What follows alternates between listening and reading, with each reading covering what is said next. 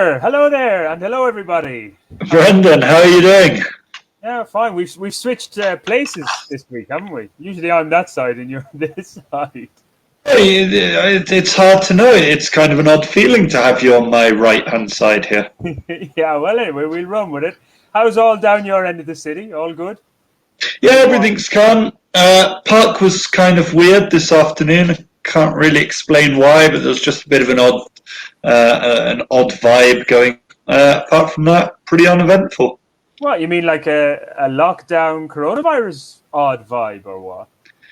No, almost the opposite, actually. People going to the park. There just seemed to be a load of young lads around on bikes. You sound like an old curmudgeon now there. The young lads around on bikes, get them off the streets, I say, back into school. No, anyway. Quite the opposite. I was wondering what was going on, but there you go. There you go. Yeah. Okay. Well, we had a lovely sunny day up this side. I think it's sunny up the place. Got in a lot of sun. I think I'm even sunburnt there. But anyway.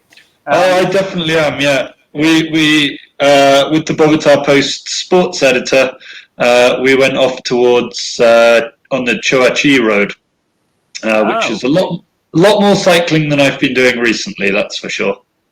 So, well, you can take it easy for tonight's show anyway, and it will be an easy enough run, because on Bogotá Nights, Colombia's only live and interactive English language chat show, guys, love is in the air. Sing it. Okay, we know that Colombia celebrates its own version of Valentine's Day, El Día de Amor y Amistad, in September. But for the 14th of February, it doesn't go unnoticed here. So in recognition of that, we're talking about the complex world of love and romance in a Colombian context, of course. Is one doomed to a life of singlehood here if you can't dance? How about those disposed to financial prudence? Are they in the wrong country when it comes to companionship? I wouldn't know anything about that. On the contrary, from a foreigner's perspective, is the Colombian dating game easier compared to your home country? We want to hear your Colombian Cupid escapades, be they positive or negative. Get your messages into us right now using the live comments section. Your messages will appear below us here. Or if you're watching this recorded, you can still get involved by commenting on where you're watching or via tweet. The handle being @Bogotá with the hashtag Bogotá Nights. First up, though, it's our run through what we consider to be the news of the week you need to know. Shortly, we'll look at the prospect of next month's CONMEBOL World Cup qualifiers being cancelled due to a decision taken in the UK. But before that, Ollie, the only leftist guerrilla group still officially operating in this country, ELN or ELN, has been in the headlines over the last few days on a couple of fronts. What exactly has been happening? Well, Brendan, that's a good question, isn't it? There's a lot of things that aren't really clear about all of this. So there's two main threads to what you've mentioned here. So number one is that ELN are being accused, potentially, sort of, maybe, of getting involved in the Ecuadorian election. And the second part is that we might be having a terrorist attack. Or there might be a threat of a terrorist attack. Or a terrorist attack might be about to happen, or maybe it isn't. So we don't really know. So we'll start with the first leg of that, because we'll come to the terrorist attack, which people might say we should come to that first. But I want to start with the Ecuadorian leg, because it seems rather odd. Now, I read, maybe there's a few zeros added on here, that allegedly ELN gave a loan, and it is a loan, a préstamo, although I've heard that before in Colombia. It's just a loan. You're good for the money, but of 80 mil millones. I mean, that's why I said, if that's correct, that's like 20. What is it? Yeah, over $20 million of a loan. Yeah, I mean, how much money do we think ELN have kicking around in cash to be loaning out all this money? I mean, whether or not ELN have cash, I mean, you'd think they would have some financial resources, but, that's all going to go into day-to-day operations. Running an army isn't particularly cheap. Not to mention the fact, this is unlikely to be sort of money kicking around that can be easily got at, let's say.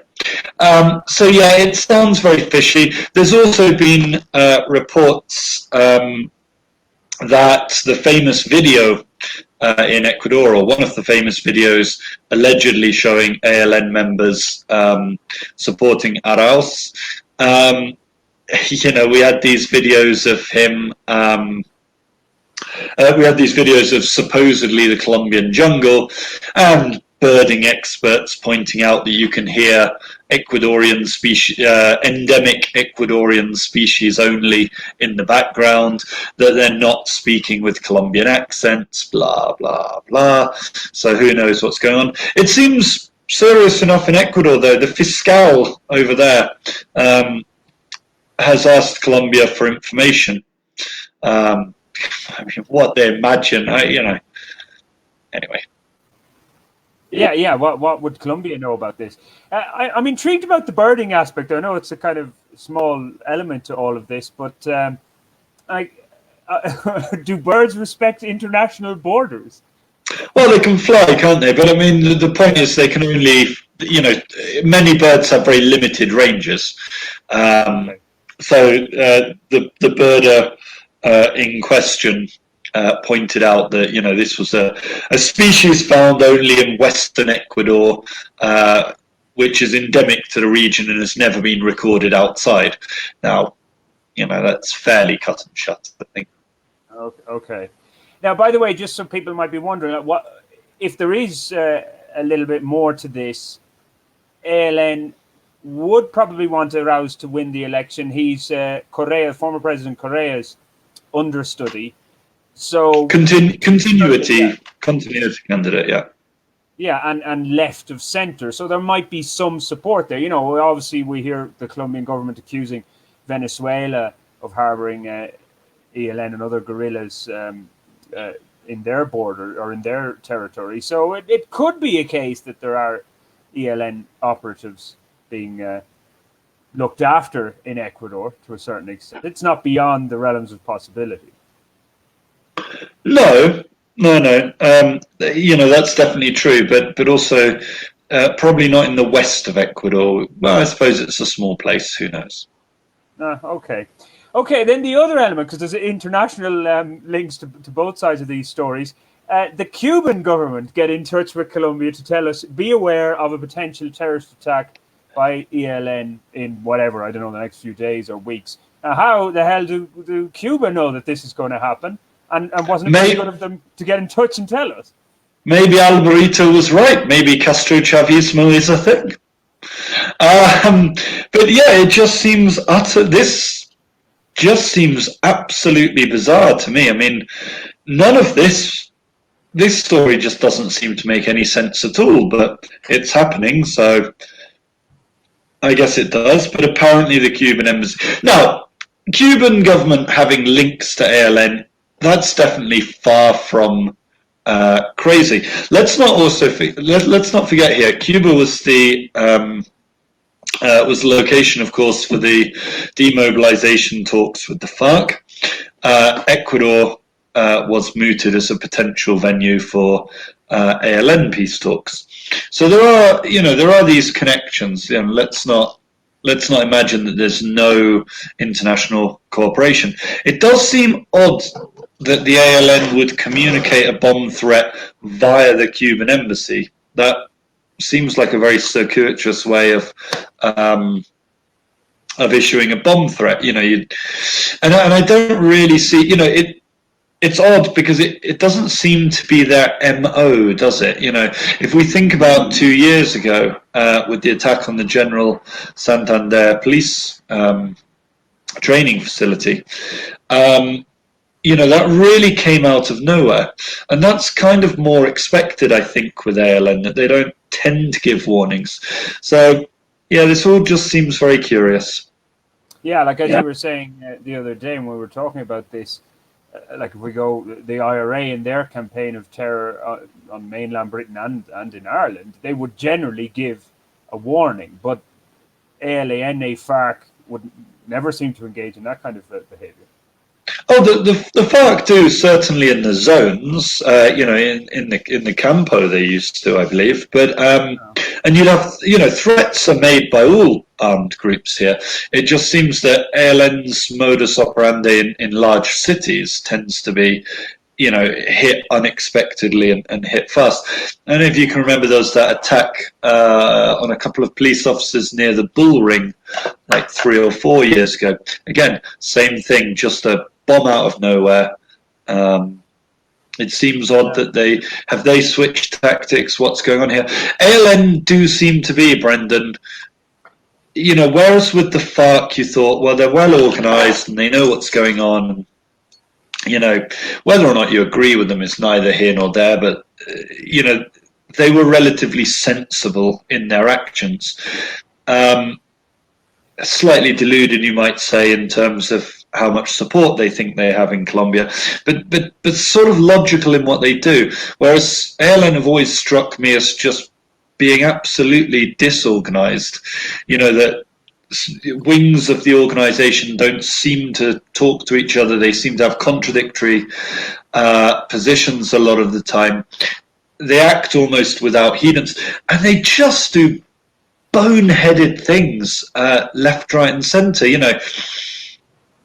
If you remember the sort of the point where it looked like Santos might be able to get them to the table as well, just before Duque came in.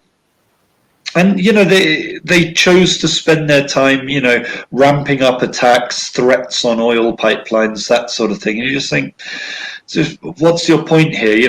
A show of strength when you're going to a negotiation table, it seems bizarre. Well, it reminds me of a certain saying. I think it was a U.S. diplomat that said, if you're going into a negotiation quite weak, well, that's not, I'm not exactly quoting very well here, but you have to go in showing that you have the ability to walk away. But look at it. Yeah, but you see that only works if you really do have that capability. I mean, the thing is that, the ALN, there's not really a point to them anymore. They're incredibly dangerous and problematic for the areas where they operate. But for the Colombian government, for the Colombian state, for most of Colombia, they're just an irrelevance. I agree. Yeah, exactly. I mean, they live in, as you said about the FARC back last week as well, and alluded to it there. They kind of live in some parallel universe where they think that they have a lot of support, whereas they don't register at all amongst the ordinary folk. But anyway. Not just among the ordinary folk, but like I say, the government doesn't really care if they exist or don't exist. They can't make any sort of credible threats. They're just an irritating thorn at best. It's like having a stone in your shoe. You think, well, I'll get round to it when I've got time. Yeah, well, I agree to a certain extent. Although, of course, when they do have the very rare, thankfully, deadly attack, obviously it's not nice for those who are losing loved ones. Oh yeah, no, absolutely. But what I mean is, this isn't.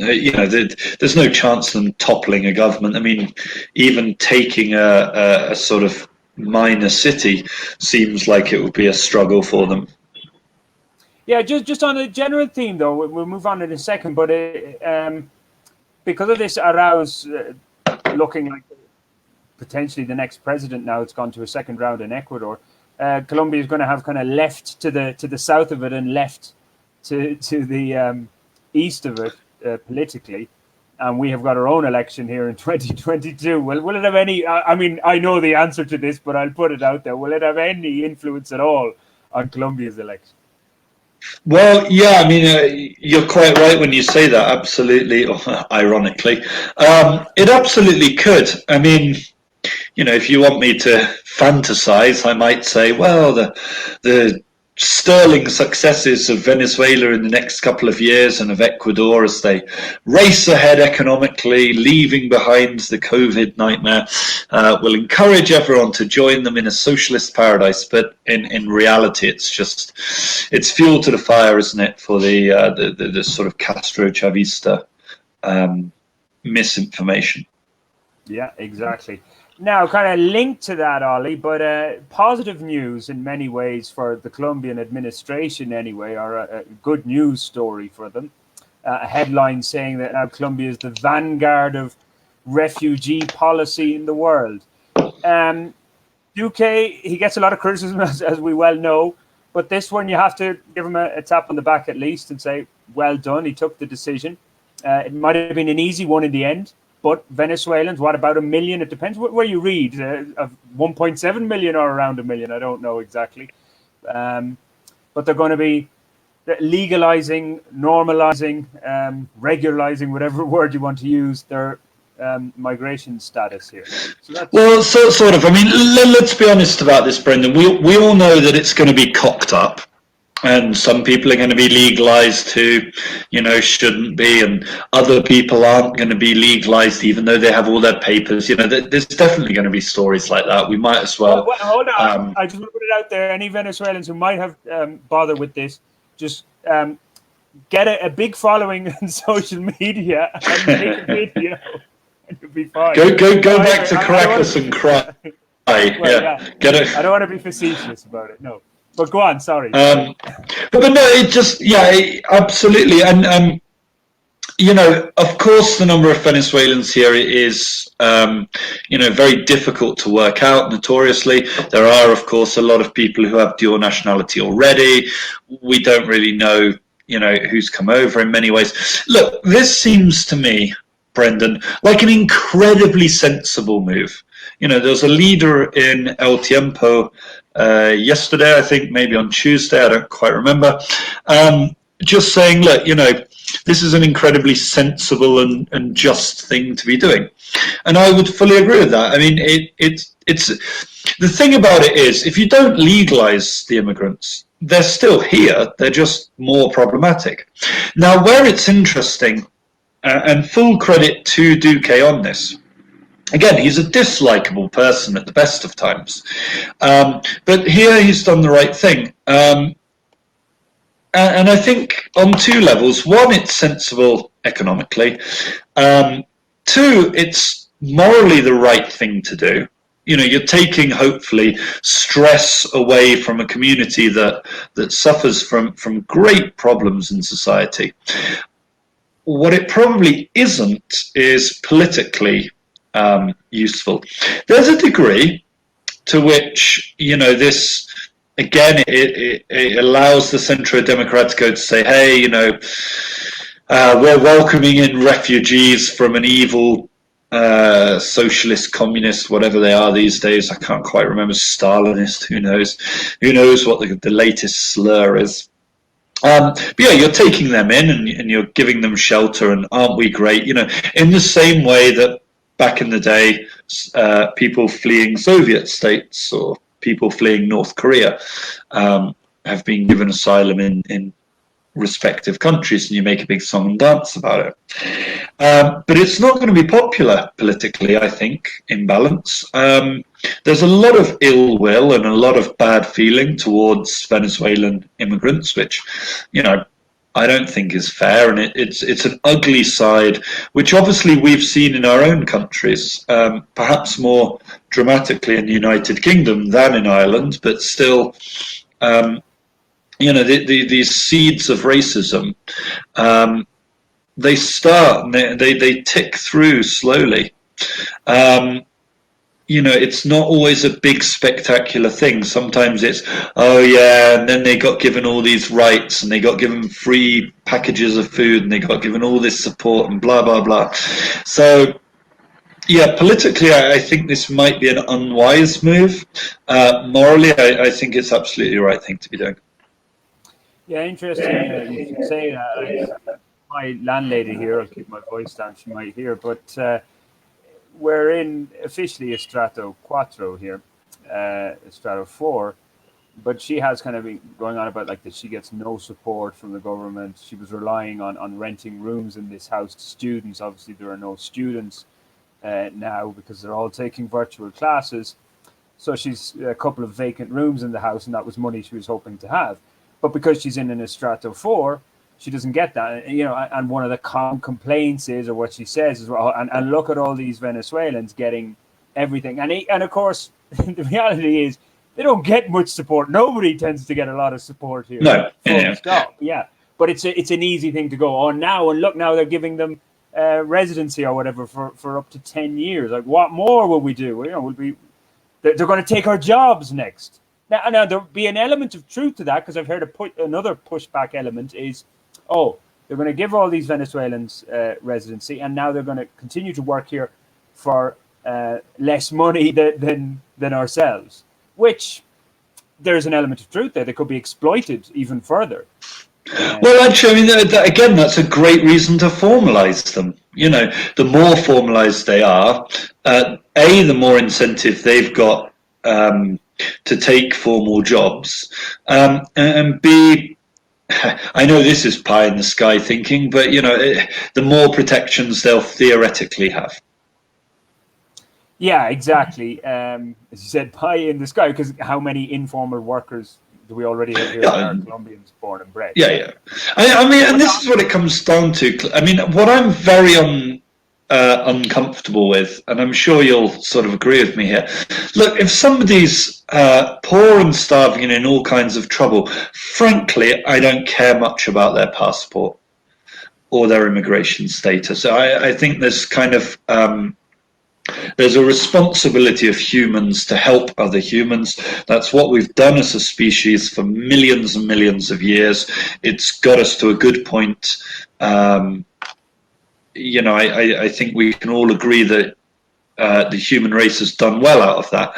Why we would be looking to start saying, oh, well, you know, it's a bit like, you know, when people say, oh, you know, there's all these Venezuelan thieves. I kind of go, to be honest, when somebody's stealing my wallet, not that fussed about their nationality, you know. Really, you don't ask for their cedula or their passport, no? Yeah, sorry, can I just? Oh, you're Colombian thieves? No, that's fine. Yeah, go ahead, lads, go ahead. Oh no, from Venezuela. Oh no, can't be having that. I don't know what I'd do if they were, you know, American or German. What would I do? Difficult one. Of course, just on that, you know, talking about the history of migration and stuff like that. It's not that long ago either when Colombians were leaving here in huge numbers and going across the border. And I have to remind my barrio friends here all the time when they incorrectly use the term Veneco, you know, that Veneco when they're referring to Venezuelan, which the original meaning was a Veneco was a Colombian who went to Venezuela, then came back to Colombia and was more Venezuelan than Colombian. So it was this kind of mixture of Venezuelan and Colombian. That's the original meaning of Veneco. Interesting. So I believe. Yeah. Anyway, we'll leave that there and we'll move on to something a little bit sweeter, but perhaps potentially deadly. Or not. Yeah. A few years ago, I wrote a story called "Waging a Sweet War for Health's Sake," and it was about sugar and sugary drinks and all that kind of stuff. And belatedly, you could say the local authority here, the mayor's office, have come to the table on this and decided that they're going to at least start tackling the problem with fizzy drinks or pop drinks, whatever you call them, gaseosas, whatever term you want to use. Now, they're not exactly going all-out attack, are they, Ollie? No, they're really not. So it's our old friend, Brendan. It's our old friend, a campaign of education. It's going to be an education campaign. No doubt, maybe we will have, and we'll probably have Claudia Lopez with her little mini tableros and everything. Because you know what? Like, kids don't really want to drink Coca-Cola. They'll always take water or milk, Brendan, if they have the choice. They don't want to be drinking Coca-Cola. The poor little fools just don't realise there's an option to do something else. I don't know. I find campaigns like this just staggeringly sort of patronising, but worse, ineffective. I mean, look, you don't want kids to drink fizzy drinks. Okay, so what can you do? Well, start giving them an alternative. So, I mean, I'm absolutely positive that if you say to Colombian parents, there's free milk in the school, or you can go out and buy a Coca-Cola, I think a lot of parents are going to go, well, we'll take the free milk. I mean, I'd rather have a Coca-Cola, but the milk's free. Start saying things like, look, we're going to ban advertising for sugary drinks in certain places at certain times, or full stop, like we did with cigarette advertising. You know, there's a very famous thing in England where people talk about drink driving being eliminated through a series of hard-hitting adverts on TV, and it's a very popularly repeated myth, usually by advertisers or people who think that advertising really affects things. The reality of the situation was that the police just went out at Christmas and for about 2 weeks solid just pulled as many people as possible over and breathalyzed them. And people got the message quite quickly.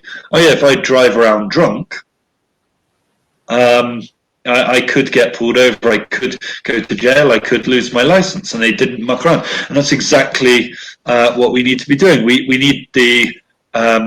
need the carrot, we need the stick. What we don't need is, oh yeah, we're going to give these kids some pamphlets. We're going to send people into the schools to teach them through interpretative dance that there's an alternative to fizzy drinks. It sounds very much to me like it's creating a lot of jobs for communication graduates. Doesn't sound like it's going to be massively effective. Having said all that, I think their heart's in the right place, and there might be teeth to go with it later on. So let's keep our fingers crossed. Yeah, I'm looking forward to we do have kind of schools back to something resembling full capacity. People dressed up as big giant bananas and and oranges and strawberries and things like that. Eat healthily, way. But no, like I certainly agree. You're on about like it, even if it's not free, but subsidized fresh fruit juices like natural. Because how many stalls do you see around the city of people squeezing every morning the orange juices? You know, why not have those in the schools rather than the vending machines selling these laced with sugar drinks? Yeah, it's ridiculous, really. Oh yeah, no, there's a free win straight away. Rip out all the vending machines. Just say, right, you can't have a vending machine on school property. I think we lost you for a minute. Just take away the vending machine. Say, look, it's now illegal to have a vending machine on school premises. Why not? You know, do that. You're gonna, if children can't physically buy it, then that's going to slow things down massively. I guess a cynic might say, Ollie, though, just to wrap this up, that the likes of Coca-Cola, Posta Bon, PepsiCo, they've got a lot of money behind them, and they probably help the state out in different ways. Oh yeah.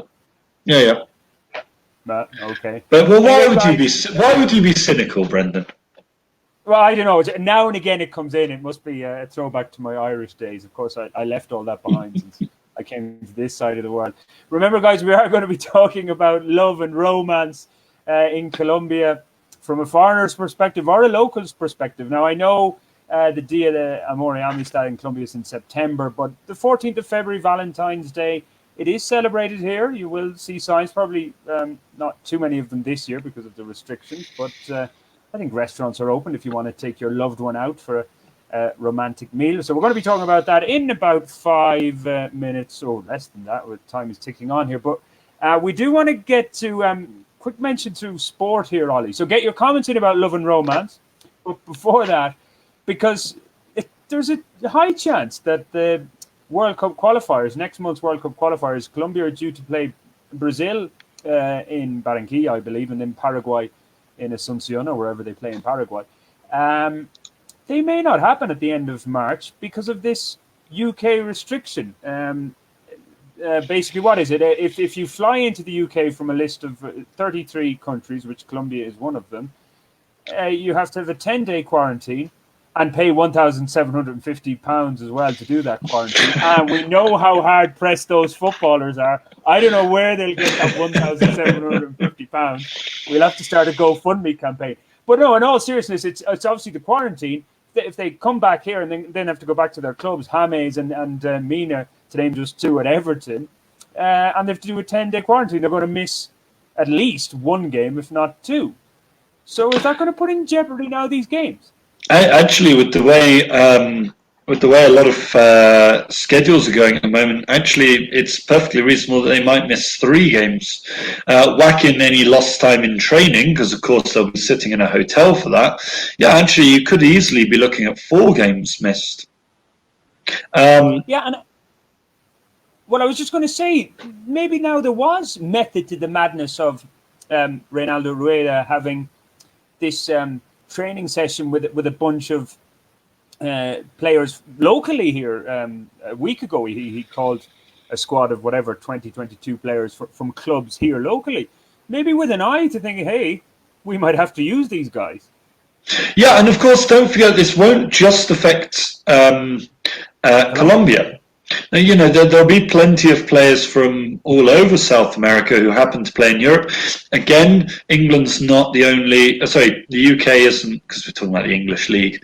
The UK is not the only place to have similar restrictions. I mean, I happen to know about it because it's because I'm from the UK. But yeah, I mean, as things stand, listen, the government in the UK is not going to say, oh yeah, we're going to make they might make an exception for English footballers, maybe, possibly. There is no way on earth they're going to make an exception for an incredibly privileged multimillionaire immigrant, like, say, the Queen. Controversial. But yeah, they're just not going to do it. I can't see them doing it. It's not worth the negative publicity, especially since they've been going out of their way to say this is absolutely a necessity. We're taking it serious this time. And you know, this 10-year. It wouldn't wash with the public, the general public. There'd be an outcry. It's like, oh, you're letting these footballers break that quarantine rule. I think it would be very unpopular. Yeah, I'm not quite sure there'd be an outcry. I wonder if actually a lot of the anger wouldn't necessarily go towards the footballers, but towards the government for letting them get away with it. Yeah, well, exactly. That's kind of what I meant. That they'd lose face completely over it. But we'll watch that space. And just a word: Colombians involved in a high-scoring FA Cup match. We used to do this James watch quite regularly at Everton. It's kind of gone off the boil. Well, we went off the boil a little bit in following him, but a big win for Everton in the FA Cup. Yeah, I mean, so it's battle of the Colombian centre backs: Davinson Sanchez at Spurs and Jerry Mina for Everton, and it was Sanchez that came out top in their personal battle, scoring twice from set pieces, from corners. But I think it's Jerry Mina who will have the last laugh when they meet up or not for international duty, being as Everton went through 5-4 in the end. Yeah, 9 goals. Cracking game. Would have been great if there were supporters at that. Sometime in the future, we shall see. Well, they would have been Scouse supporters, so probably not that great. Well, yeah, we've just lost our Liverpool audience. Thanks, Ollie, for that. Oh, no. I reckon we've got half of them on board. Anyway. The red half. Yeah, well, we'll move on to our topic of the week, which is love and romance. It is, of course, Valentine's Day on Sunday. It's somebody's birthday as well, ironic as that is. But I'll speak for myself, but I think I can include you on this. It's not like we're Don Juans here in this country. My success in relationships here, well, success is probably not the word I should be using. It's been up and down, a bit of a roller coaster. But I guess in one way we could attack this is that we give our advice of what not to do, perhaps, in this country to hook up or otherwise. You are, well, I'll put my cards on the table. I am right now single at this moment in time, but as I have been for most of my time in Colombia. And you are as well. Yeah, it's interesting you use the word attack there. That's an interesting choice of verb. But yes, so hang on, coming back to, I think it's interesting as well to see the differences that I think we have dating here and dating back home. Yeah, it's an odd world at times. I often find myself thinking, how much of this is cultural and how much of this is just, Personal. yeah, exactly, yeah. Well, you see, I think on a broader scheme for me, I think I suffer from this kind of white savior syndrome that can, with certain Colombians, and that they see somebody from a richer income nation, and think, okay, this guy surely has a few pound in his pocket or whatever, a few dollars or euros. If I hook up with him, it's a passport to a better life. Now, unfortunately, from my perspective, why I call it the white savior syndrome, and it's not exactly true. It might be for some people, but not from my perspective. It's not like I've got tons of cash to spend.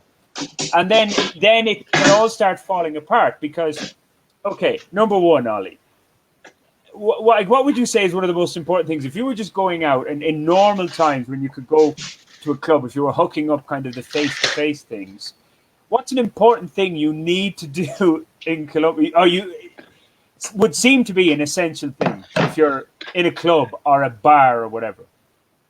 Oh, and yeah, very much. Any public space, almost. Yeah, you have to be able to know how to dance, or to at least be willing to dance. Yeah, that's pretty much a prerequisite for many Colombians. Yeah. Yeah, and that's my point. Like, okay, and very important that you said at least be willing, because there's two things for me. I don't really dance. Now, people might say, oh, we've seen videos on Facebook and Instagram where you're dancing, and yeah, maybe after a few drinks, I get roped into it.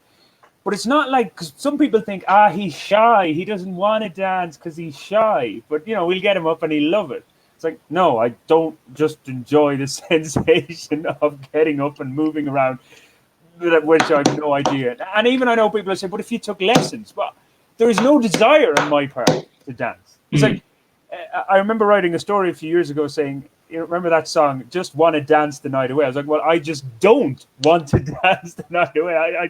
I'm happy just to listen to music, not to dance. So my kind of list of things. So if these, and I don't want to put a class on it, but perhaps maybe we're talking more lower middle class, working class, or whatever. It might be different with more upper class people. But if you're not the rich savior that they thought you were, and then you can't dance, and then, as I mentioned in our introduction, you might be a little bit more frugal, or at least financially prudent, in terms of, we'll be careful where we spend our money. So they'd be thinking, we can go out to a fancy restaurant or whatever with our gringo guy. So for all those things, and if you're not terribly romantic, that you're not great at whispering sweet nothings, which they seem excellent at doing in these parts, mi amor, mi cielo, for everything, well, then all those things kind of go away, and it's like, well, I'm better off with Jose in El Barrio than with El Gringo, who doesn't dance, is a bit frugal, and isn't the most romantic guy in the world. So, yeah, that's not a great position to be in, frankly.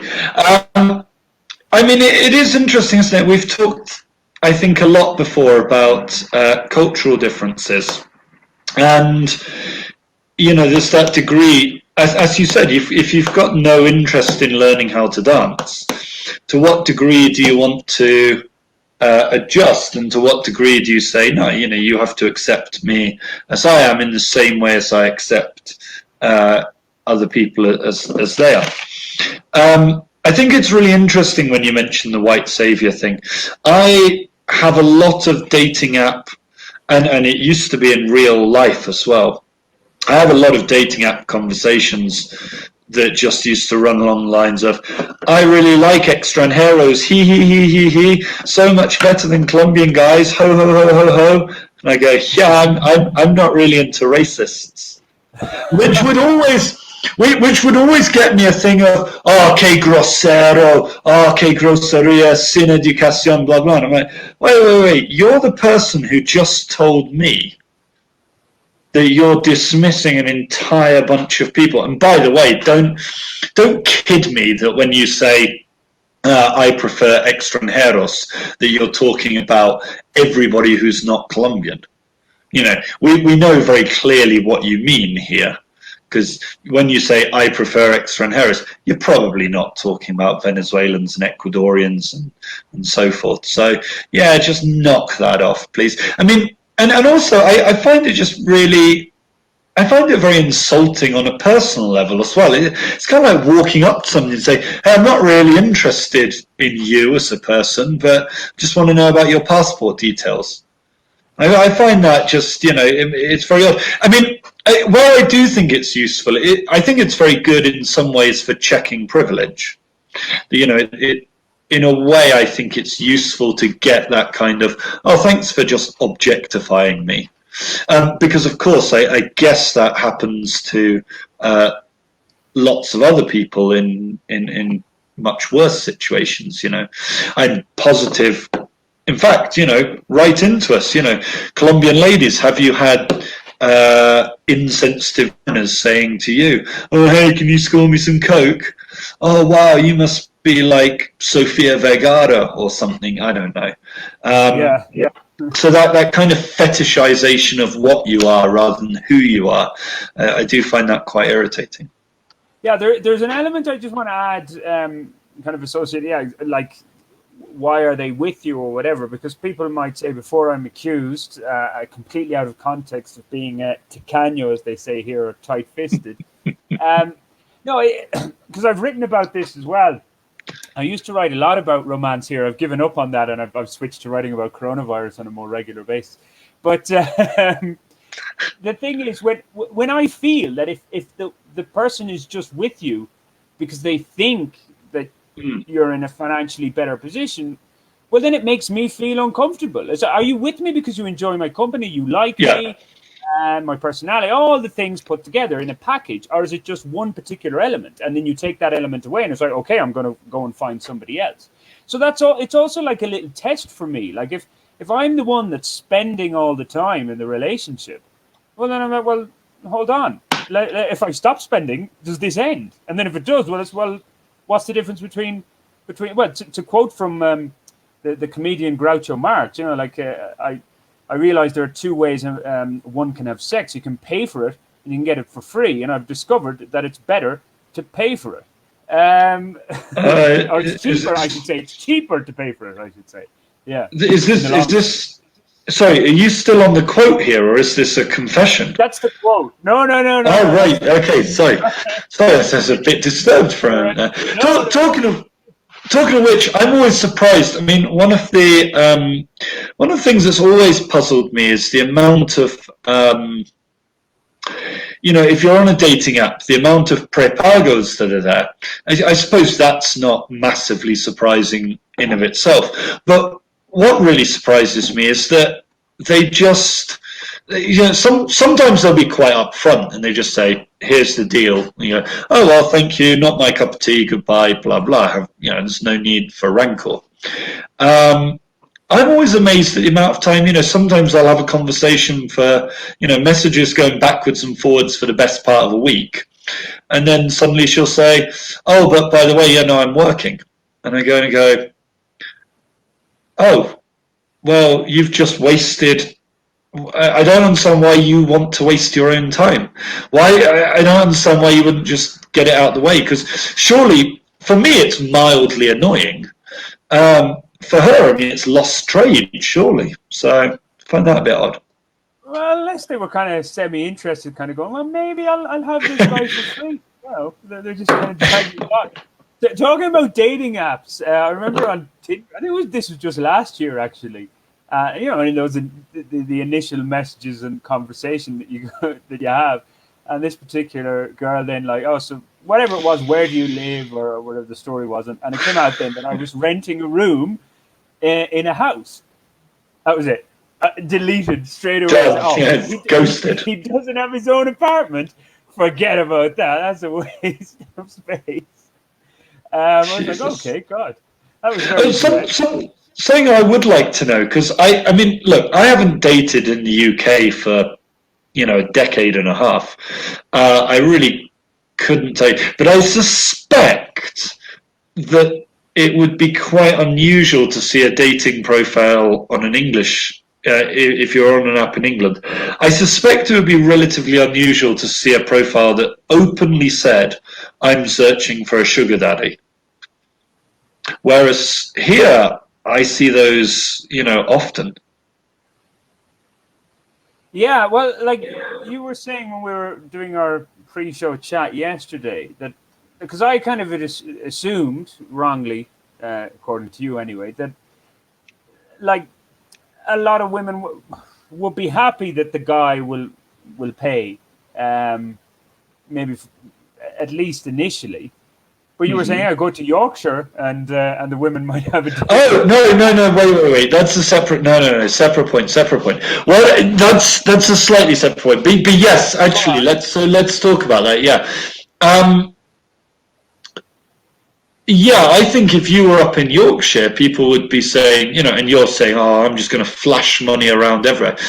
I think it would come out quite negatively, and not just in Yorkshire, for example, but in quite a lot of the UK. You'd either look like a bit of an arrogant Flash Harry, or certainly if you're offering to pay for everything, you'd also be considered, I think, a bit condescending.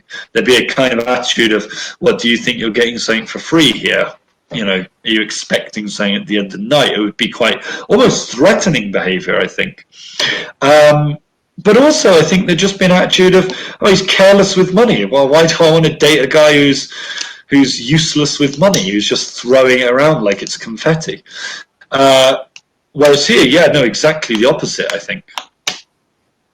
Yeah, well, unless, of course, that guy you're referring to, the fictitious guy in the UK, had endless amounts. Oh, yes, unless you genuinely are just very rich, yeah, full stop, yeah. Yeah, that's another thing. Yeah, well, again, yeah. Well, it comes back to that point that I made in terms of if money is just the base of it, the old song here, materialista, interesada, however it goes. But yeah, to me, that's disconcerting. And I have to say, it hasn't happened all the time. Just in case people think that I'm having a go that I've only met materialistas here or whatever. No, that's certainly not been the case.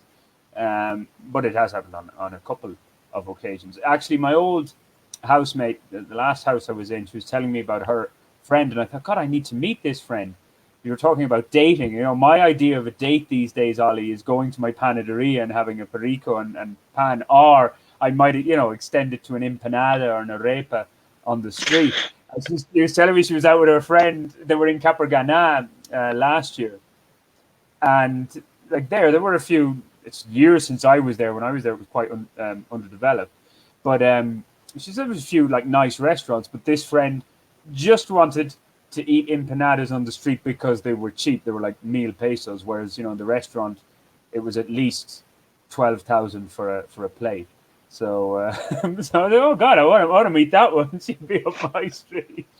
Let's have 12,000 for one plate or 10 empanadas. She's got her head screwed on. That's what I'd think. Yeah. Here's one for you, Brendan. How often do you come across, in the early stages of a relationship? How often do you get the question? How often do you get the presupposition that you're going to leave Colombia? See, I get that a lot, which, didn't used to confuse me, until 3 years ago. But now I kind of go, well, I've got a stable job, my links, things like this are not exactly secret. I've got a house, I've got a whole bunch of animals. What makes you think I'm leaving Colombia soon? I find that very odd. Yeah, well, I've got residency, got a little R in my passport, Yeah, I'm probably the wrong man to ask because I nearly always think I'm leaving, and then I'm 9 years later I'm still here. But I know where they're coming from because I guess they probably do meet a lot of or talk to a lot of passers-by who are only visiting, be it as tourists or just on a short stay for work or whatever. And they kind of go, oh, they just want to hook up and then they leave me broken-hearted, blah, blah, blah, perhaps. So they're probably just they want to find out straight up, are you staying or are you here long-term or whatever? So I can understand where they're coming from on that. Oh yeah, I can. it seems odd that you wouldn't look at all the evidence and go, because sometimes, I do wonder if I'm not being believed. And again, I think actually, as immigrants, we've got only ourselves to blame for this in some ways, not necessarily us particularly, but the actions of. I think there are plenty of people. I mean, Medellin, definitely, absolutely full of. And by the way, I mean, I'm not judging people for sleeping around. What I perhaps would judge people for is lying about it. I don't think it's necessarily a bad thing, because actually I suspect there's quite a lot of people out there. There's quite a lot of people out there that want to tick a box. They kind of want to, oh yeah, I had an experience with a foreigner, and that's my sort of box ticked, and that's done. I think there's probably quite a few unscrupulous people that are maybe making promises they know they're not going to keep and all that sort of thing. Yeah, well, it reminds me of those hostile chats that I was never comfortable with. Like, oh, how many nationalities have you? Oh, yeah, right, yeah. Who was that guy? That really odious fucking piece of work in Medellin? It would have been a year ago, 2 years ago. There was that guy that I think he got kicked out in the end, so his visa got denied.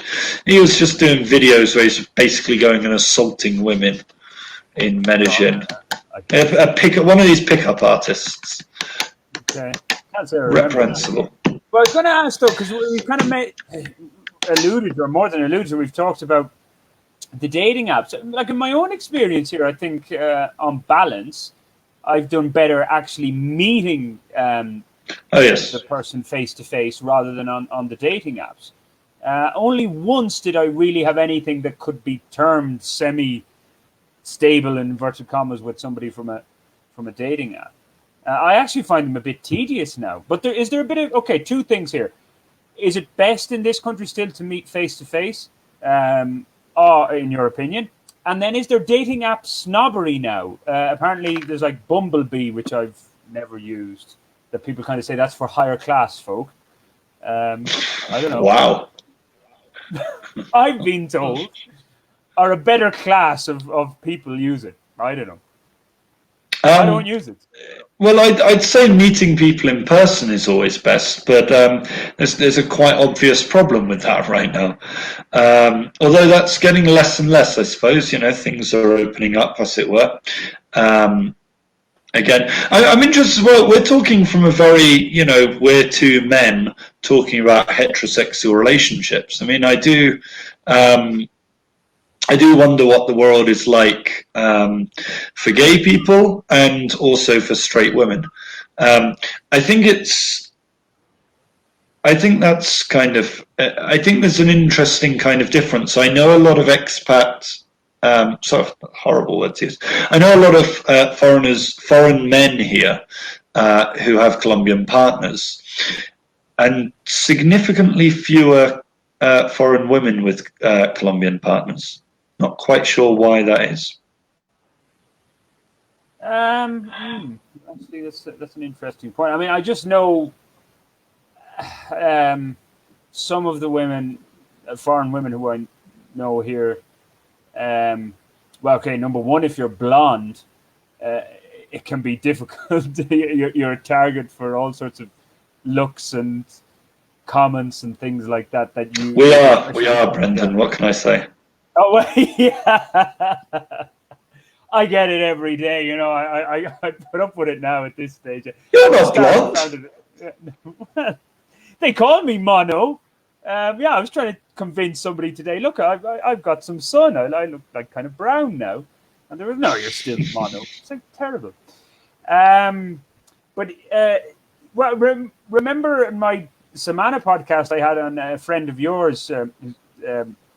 Hi, mate. He was telling me about the LGBTI kind of community, and obviously Chapinero is one big center. So if you are gay and wanting to kind of check out the Bogotá gay scene, getting to Chapinero, well, in normal times anyways, is the place to go. As far as I know, or is that now, maybe that's become too popular? Of all the of all the places in the city where you could socially distance and still have a lot of people in a club, Teatron has to rank. You know, you could probably still get a couple of thousand people in Teatron 2 meters apart. Oh yeah, I think I was there twice. Both times I wasn't exactly sober, but yeah, it's a big place. Big place. That's all. That's all. And an interesting experience. It's about the height of it. But you live close enough to there anyway, so. Yeah, I mean, I can walk back from it. Yeah. Yeah. How do you go there in normal? Well, yeah. I mean, I do, which you know, I can understand people from the LGBT community being irritated about, because you know, I'm not really in that community, and as a straight man, you know, am I out of my channel, as it were? Do you know what I mean? And a lot of people do complain that it's become in an open, mixed world now. We're not allowed. You know, we can all. Well, that's the thing. People say it's no longer a gay nightclub. It's becoming much more a kind of gay-friendly nightclub, and you know, such is the infiltration of heterosexual folk. And I mean, I have to say, I've been in Teatron in the past, and picked up straight women. So it's not, you know, it's not necessarily fully a gay nightclub anymore. Who knows? Well, because I've also heard that a lot of, well, in the past anyway, women would go into gay clubs if they didn't want to be kind of bothered, haunted and bothered, yeah, by men who were trying to get with them. So that might be one element to it.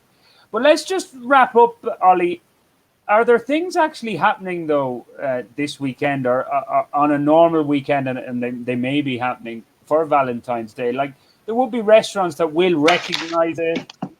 So yeah, there's deals on sort of at various places. I've been getting press announcements in my inbox from various people. Nothing particularly interesting, I think, but yeah, we've got, you know, here we go. Avianca have a 40% discount on, up to 40% on off. Okay. I think the reality of it might be, you know, there's one flight across the whole system. Yeah, there's a few things out here. A load of people are. The bloody hell is this? Sorry. There's some nonsense being set up for me. But yeah, loads of stuff kind of kicking about. Restaurants, bars. You know, again, if you're a restaurant or a bar right now, frankly, you're going to put on an offer for pretty much anything because you just want customers. Even the Chinese New Year, which I believe is this weekend or kicking off anyway. Yeah, Lunar New Year's coming, yeah. Yeah, because Biblioteca, the library, or the library branch here for the mayor's office, I got an email. So there are a few events actually taking place on Saturday in Biblioteca or something Domingo. I forget the exact name. It ends in Domingo anyway. For the Chinese New Year, but yeah, for Valentine's, and I actually saw a headline. I think it was not the Arango. No, not Arango. It's Domingo. Anyway, I'll come back to that. It's Chinese New Year. But about Colombia being a like a great destination for people who want to go on a romantic holiday. Which I was kind of thinking, well, I guess if you were with, I was actually thinking this. I was in La Guajira years ago, like well up there in Cabo de la Vela, and I was there on my own, and I thought it would be a nice place, if you were going out with somebody. Like how to be a romantic place. It's very secluded. I thought wonderful place to bring a woman on your own. I kind of thought, oh well, 2 nights was enough. I wanted to get out. Onda would be very nice as a romantic break. Anywhere on the coast, pretty much. There's plenty going on. Yeah. So I mean, basically, as far as I'm concerned, a place that's secluded, on your own, nature. And Colombia has plenty of those going for them. That is for sure. Anyway, Ollie, we've hit the hour mark. A bit of lack of action. Ironically, or fittingly. Anyway, I hope Softmauer is listening, and we'll leave it at that. Our producer, and we'll see you next week, guys. Ciao.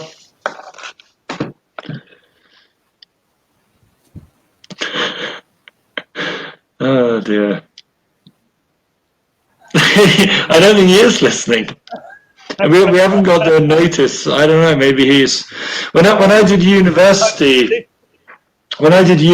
radio back in the day, I remember my producer getting absolutely blind drunk one Saturday night. I'm gonna write him a message. And just tell him, wake up, Soft. Oh, well, your man Robert here. He says thank you. I did wonder if anyone was really watching, but yeah, there you go. They were. We might get a second hour. We could go on again. There's a lot more I wanted to get into on this romance relationship stuff.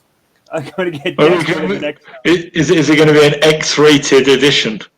Yeah. We're gonna put all the naughty stuff out later. That'll be fun. We can talk about the kink scene in Bogotá. Anyway, what's Anyway, that message we got in there? Who wrote in? Who wrote into us? Oh, Robert. My cousin. Good. There you Robert go. See, somebody's listening. Schleich. German surname. His mammy is Irish. From Roscommon. Good old Roscommon. Oh, there's an interesting one. Does he call himself German or Irish or American? In my experience, very few Americans call themselves American. Oh, well, he very much with the Irish community when I was there a couple of years ago, October 2018. Last time I had a pint of Guinness, actually. Now, I hear off of Little Ducks that we might be getting. They're trying to push to get Guinness back in in Colombia, aren't they? Well, I know the embassy, had mentioned Morris, the consul there, the kind of second in command or whatever. Yeah, I guess that's what it is. He did say that it was something that the embassy had as one of their priorities, which kind of. You might kind of go, oh my God, that's sticking to an Irish stereotype. The Irish embassy in Colombia is trying to bring Guinness and they have it as one of their priorities. But like it's a brand that's associated very much with Ireland. Can you imagine the British embassy sort of saying, oh yeah, we're not going to promote Scottish whiskey? It's a major industry.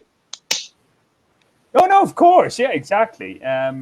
It would be nice if we had it in before St. Patrick's Day, but then again, as we said, what's going to happen? What will be open? Will the embassy do anything? They did put out a few feelers there a couple of weeks ago, asking the community, what are we going to do? I would say, Brendan, that the biggest impact on me personally that COVID has had is definitely cancelling the Irish embassy's St. Patrick's celebration last year. We were all looking forward to that because the first year, 2019, you had the parade on the Sunday as it was, and then on the Monday, which was actually St. Patrick's Day, I believe, there was a big do at the ambassador's residence. That was the official do with the black tie event officially. Surely a green tie. Yeah. If I have one. I wasn't going out of my way to buy a green tie. It would be nice to have something like in person in March, but might be asking a bit too much. Of course, as we talked about, next Saturday week, the 20th of February, is when vaccines are going to kick off here. So who knows, in a month, it might be warp speed vaccines in Colombia and everything will be almost back to normal in a month. That's very hopeful of you there, Brendan. Warp speed, indeed. Warp speed. Isn't that what the Americans are calling it, though? They had some Like, we've got I'm military. sure they do. Yeah, I would imagine you turn up for a vaccine in America, and the guy, and you know, just the minute you walk in the door, they just go, "Dude, you are like so awesome! You are going to get totally vaccinated, dude." I'd imagine I'd imagine they whoop and cheer when they jab you. You know, it's a very showbiz country, isn't it? They've got a lot of razzmatazz. Actually, now you've just put something into my mind to go back to our theme, and I think we're going to have to end this program ourselves. But one final thing on the romance point: would you? And I know we can't now because cinemas aren't open. But first date in a cinema? Yes, I don't go to cinemas. I don't go to cinemas full stop on a date or not. Yeah, it always makes me cringe a bit. In fact, when somebody sort of says, "Oh, you know, I'd like to." Oh yeah, it'd be so cool if we could go to a cinema, and I kind of go, "Would it be?" I don't. What? So we can watch some mainstream Hollywood stuff? What sort of person am I attracting? I'm kind of thinking, you know, I want something. You know, I don't. This isn't going to work out. Well, no, in fairness, the last time I was at the cinema was to watch the Freddie Mercury biopic. But it wasn't bad, I have to say, because I used to go when I was near Royal Films in Centro Comercial San Martin down the centre. It was like 5,000 a pop. And now I think our producer has woken up and he's just saying, "Oh, there you go." So yes. Sophomore, we've had enough. Okay, ciao. Over and out. Goodbye. Ciao, ciao.